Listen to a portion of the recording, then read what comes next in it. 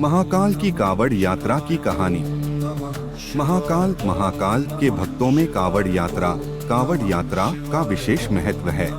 हर साल श्रावण मास में असंख्य कांवड़िए धार्मिक स्थलों से गंगा जल से भरी कांवड़ लेकर पदयात्रा करके अपने गांव वापस लौटते हैं। इसी सफर को कावड़ यात्रा बोला जाता है।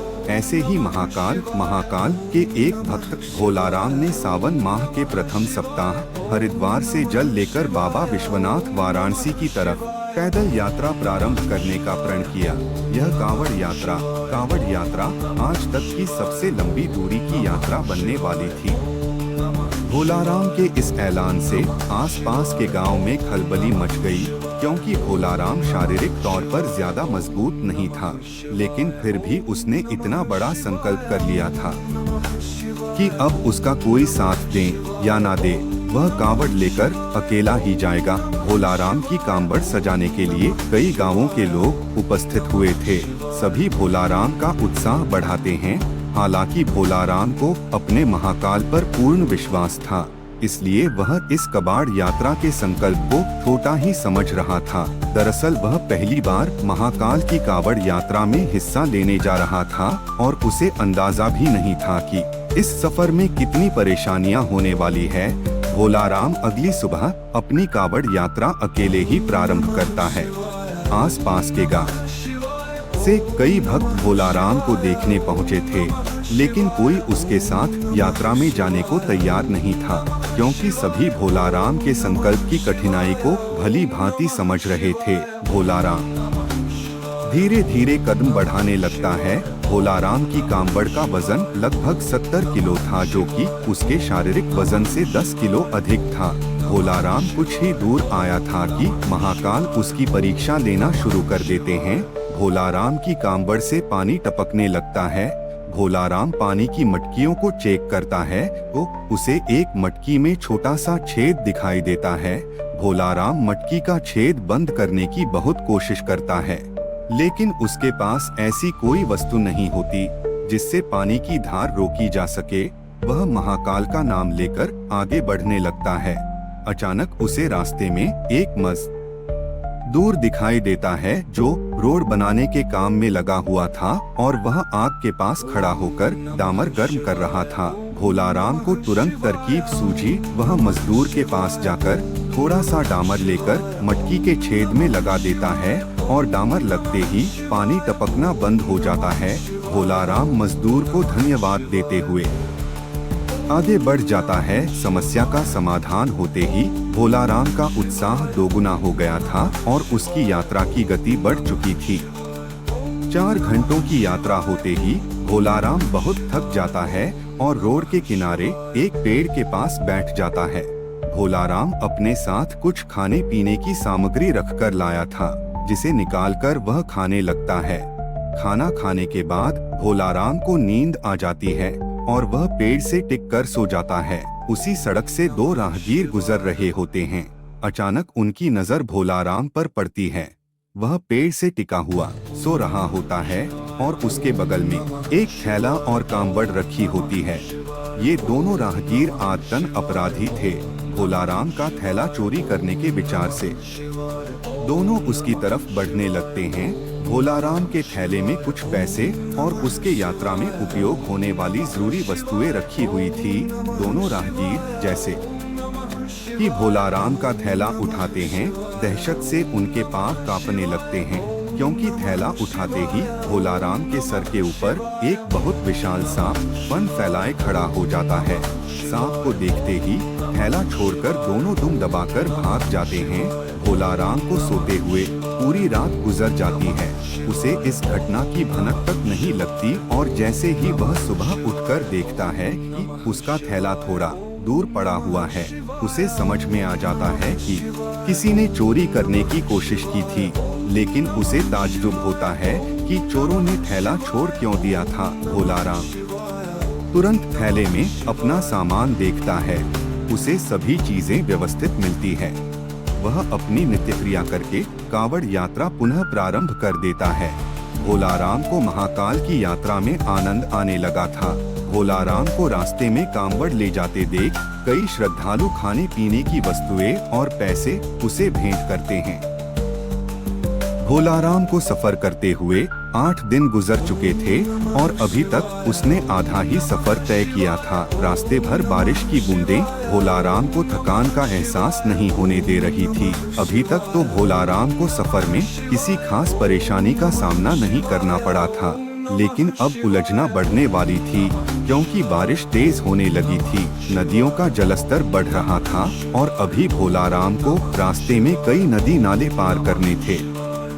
भोलाराम शारीरिक दुर्बल जरूर था, लेकिन उसके हौसले बुलंद होते हैं। महाकाल की भक्ति ने उसे ऐसा साहस दिया था कि वह अपनी कांवड़ यात्रा को बिना रोके आगे बढ़ता जा रहा था। अचानक भोलाराम को लोगों की भीड़ दिखाई पड़ती है। वह पास जाकर देखता है तो हैरान हो जाता है क्योंकि नदी का पुल टूट चुका होता है और आगे जाने के लिए यही एक रास्ता था और जब तक नदी का पानी सामान्य स्तर में नहीं आ जाता तब तक यहाँ से पार करना नामुमकिन था। भोलाराम कांवड़ लेकर सड़क पर ही बैठ जाता है और पानी नीचे उतरने का इंतजार करने लगता है। उसे बैठे 4 घंटे ही हुए थे कि अचानक एक एम्बुलेंस आकर खड़ी हो जाती है। एम्बुलेंस के अंदर मंत्री को ले जाया जा रहा था, लेकिन पुल टूटने की वजह से एम्बुलेंस को रुकना पड़ता है। लेकिन जैसे ही मंत्री के काफिले को पुल टूटने की खबर मिलती है तो वह मंत्री जी के लिए हेलीकॉप्टर भेज देते हैं।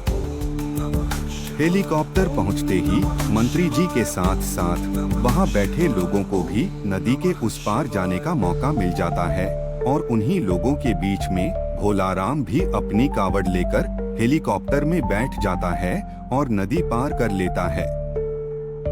भोलाराम महाकाल को मन ही मन प्रणाम करता है और अपना सफर जारी कर देता है। कुछ दूर आगे आने के बाद भोलाराम को एक गांव के किनारे पहाड़ी के ऊपर छोटा सा मंदिर दिखाई देता है। भोलाराम को अचानक उस मंदिर में जाने का विचार आता है। वह अपनी कावड़ लेकर मंदिर की तरफ जाने लगता है। मंदिर थोड़ा ऊंचाई पर था, उसे ऊपर चढ़ने में परेशानी हो रही थी, लेकिन भोलाराम पेड़ की शाखाएं पकड़कर मंदिर के द्वार तक पहुंच जाता है और अपनी कावड़ को मंदिर के बाहर रखकर अंदर प्रवेश कर जाता है। अंदर पहुंचते ही उसे एक साधु ध्यान में बैठे हुए दिखाई देते हैं। भोलाराम की आहट से उनकी आंखें खुल जाती है। वह भोलाराम को उसके नाम से बुलाते हुए कहते हैं कि भोलाराम लाओ पानी मुझे दे दो, मुझे बहुत प्यास लगी है। भोलाराम को ताज्जुब होता है कि साधु यह कैसे जानते हैं कि मैं मटकी में जल लाया हूँ। भोलाराम तुरंत साधु के सामने हाथ जोड़कर खड़ा हो जाता है और कहता है, बाबा आप तो अंतर्यामी प्रतीत हो रहे हैं। आप तो सब जानते हैं कि मैं कावड़ के लिए पवित्र जल ले जा रहा हूँ, जिसे मैं अपने महाकाल को अर्पित करूँगा और अगर मैंने यह आपको दे दिया तो मेरे पास वहाँ ले जाने के लिए कुछ नहीं बचेगा और वैसे भी रास्ते में बहुत सारा जल गिर चुका है। मैं क्षमा चाहूँगा, मैं आपको जल नहीं दे सकता। और इतना कहकर भोलाराम मंदिर से बाहर आ जाता है और अपना कावड़ लेकर पहाड़ से नीचे उतर आता है। भोलाराम कच्चे रास्ते से आगे बढ़ने लगता है। थोड़ी ही दूर उसे एक गांव दिखाई देता है और जैसे ही वह गांव के करीब पहुंचता है, वहां कुछ लोग बैठे होते हैं। सभी भोलाराम को कांवड़ ले जाते देख उसके पास पहुंच जाते हैं। गांव के लोग भोलाराम को खाने पीने की वस्तु भेंट करने के लिए आगे आते हैं, लेकिन भोलाराम उन्हें रोक देता है और कहता है, अगर आप मुझे कुछ देना ही चाहते हैं तो पीछे पहाड़ी पर एक मंदिर है, वहाँ एक साधु भूखे प्यासे बैठे हैं, कृपया करके उन्हें यह सब भिजवा दीजिए।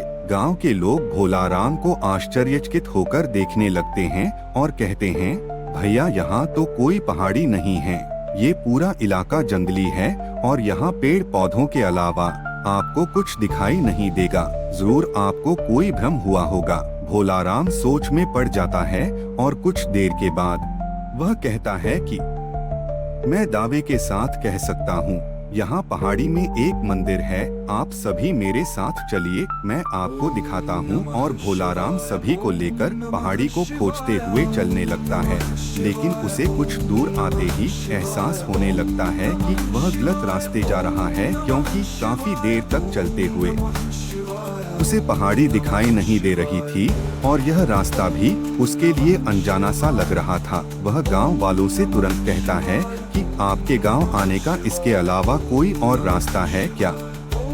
गांव वाले मना कर देते हैं और भोलाराम को समझाते हैं कि आप भ्रमित न हो, यहाँ कोई मंदिर नहीं है और न ही कोई साधु भूखा प्यासा बैठा है। आप अपनी कावड़ यात्रा पुनः प्रारंभ करें, अभी आपका सफर लंबा है। भोलाराम वही घुटने के बल बैठ जाता है और हाथ जोड़कर महाकाल का आह्वान करके जोर जोर से रोने लगता है और रोते हुए कहता है, महाकाल, मैं आपको पहचान नहीं पाया, कृपया मुझे दर्शन दीजिए। मैं जानता हूँ साधु के भेष में आप ही थे। मैं आपके लिए जल लाया हूँ और मैं आपको जल पिलाए बिना यहाँ से नहीं जाऊँगा। और कुछ ही देर में भोलाराम के सामने से बड़े बड़े पेड़ों के पीछे अचानक पहाड़ी में मंदिर नजर आने लगता है। गांव के सभी लोग मंदिर को देखकर दंग रह जाते हैं। मंदिर दिखते ही भोलाराम कावड़ लेकर दौड़ पड़ता है और दोबारा उसी मंदिर में प्रवेश कर जाता है। गांव के लोग पहाड़ी के नीचे खड़े होकर महाकाल की महिमा देख रहे होते हैं। मंदिर रहस्यमय था, जिसे आज से पहले किसी ने नहीं देखा था।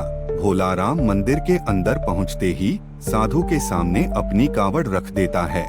साधु भोलाराम से कहते हैं, मेरे मस्तक में जल डालो। और जैसे ही भोलाराम मटकी से साधु के सर में जल डालता है, अचानक उसके सामने का नजारा बदल जाता है और वह वाराणसी की गंगा नदी के किनारे पहुंच चुका होता है।